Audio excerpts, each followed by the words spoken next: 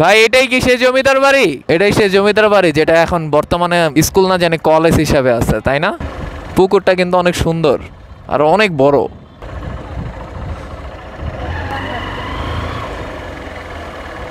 শুনছি এখানে নাকি একটা ভয়ঙ্কর জায়গা আছে সামনে, ওই জায়গায় যাবো আজকে।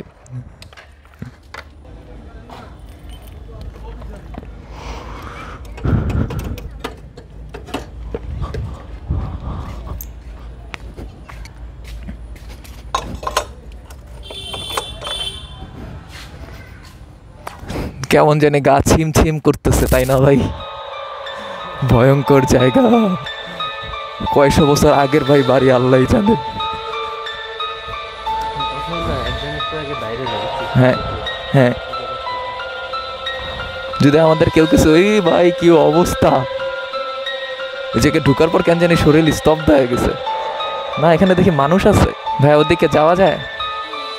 চলেন তো দেখাই ভাই। তো দেখছি পুরো ভয়ঙ্কর রাস্তা। কি ভাই কিছু বলবেন? এই জায়গায় ভাই মনে হয় শিওর হরর ফিল্মের শুটিং হয়।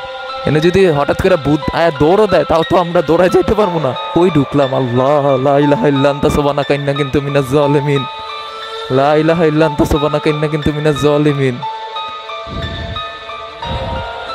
ঘর বাড়ি তো দেখতেছি কিন্তু মানুষ তো দেখি না। ইন্না লিল্লাহি ওয়া ইন্না ইলাইহি রাজিউন। রাস্তা কই ভাই? এই সেই ভয়ঙ্কর বাড়ি ঘর। জানি না ক্যামেরা দেখা যাইতেছে কিনা, কিন্তু আমার নিজ চোখে দেখে ভয় লাগতেছে। ওই যে ওই জায়গায় চলেন।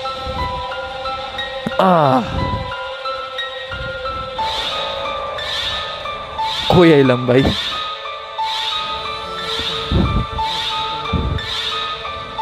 কিন্তু বিশ্বাস করবেন, এটা হলো একটা পুকুর এই জায়গায়, বুঝছেন? এই রাজবাড়ির যে রানীরা ছিল যে, তারা এই জায়গায় গোসল করতো, কিন্তু এই পুকুরের আজকে কি অবস্থা। এই ভাই ক্যামেরায় দেখা যেতেছে, আপনি মুতেন। যে রাজবাড়িতে রানীরা গোসল করতো, সেই রাজবাড়ির পুকুরে আজ হিমেল ভাই কি করতেছে? মূত্র বিসর্জন করতেছে।